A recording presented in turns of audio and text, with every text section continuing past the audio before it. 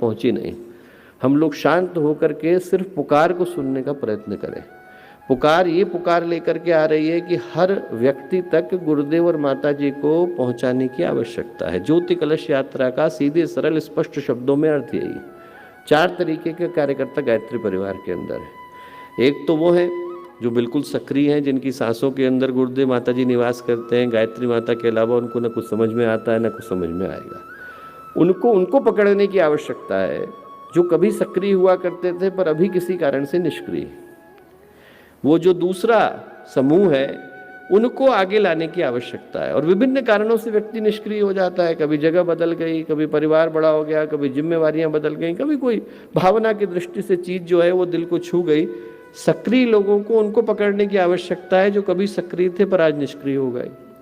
एक ग्रुप उन लोगों का है दोस्तों जिनके माता पिता बड़े सक्रिय हुआ करते थे पर बच्चे कहीं बिछुड़ गए, विभिन्न कारणों से बिछुड़ गए। कभी पढ़ने के लिए चले गए, कभी कहीं चले गए, कभी उनकी जॉब लग गई, कभी जिम्मेवारी कहीं और चली गई। हमारे जितने युवा भाई बहन हैं उनसे मैं एक ही चीज़ कहूँगा कि वो ये करके देखें कि वो अपने पास के जितने परिजन हैं उनके सिर्फ भाई बहनों को साथ लाने की प्रयत्न करके देखें, उनको लाने की कोशिश करके देखें और उनसे कहें कि जो आपको समझ में आता है वो आप करो।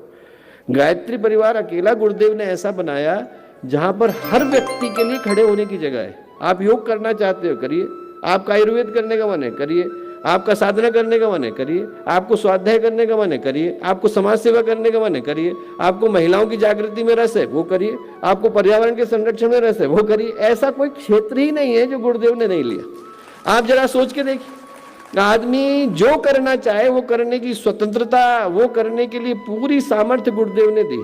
और मेरा यही निवेदन होगा कि हमारे जितने युवा भाई बहन हैं वो उन्हीं को लें जो उनके उम्र के हैं और उनके माता पिता का भी सक्रिय कार्यकर्ता हुआ करते हैं। फिर उन लोगों को अपने साथ लेने की आवश्यकता है जिनने कभी गायत्री परिवार के बारे में सुना है।